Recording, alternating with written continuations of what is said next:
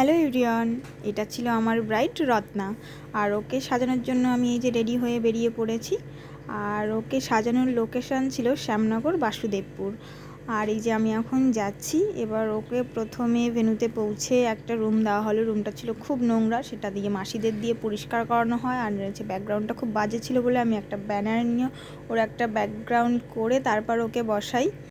তারপরে ওকে জিজ্ঞেস করিনি ও কেমন কি সাজবে সেই বৃত্তান্ত। কেমন সাজ পছন্দ সেটা বলবো। তোমার যেটা আমাকে মানাবে সেটা করো। নিচের কোনো ইস্যুস না, নেই। যাতে আমাকে দেখতে সুন্দর লাগে, তোমার পছন্দ। ঠিক আছে। তারপর ও পুরোপুরি সাজটা আমার উপর ছেড়ে দিল এবং ওকে যাতে সুন্দর লাগে সেভাবেই একটা লুক করতে বললো। তো এটা ছিল ওর ফাইনাল লুক। তোমরা দেখে অবশ্যই জানি ওকে কেমন লাগছে। আর পরে যখন ওকে ভেন্যুতে নিয়ে যাই তখন দেখি ভেন্যুতে একটুও লাইট নেই।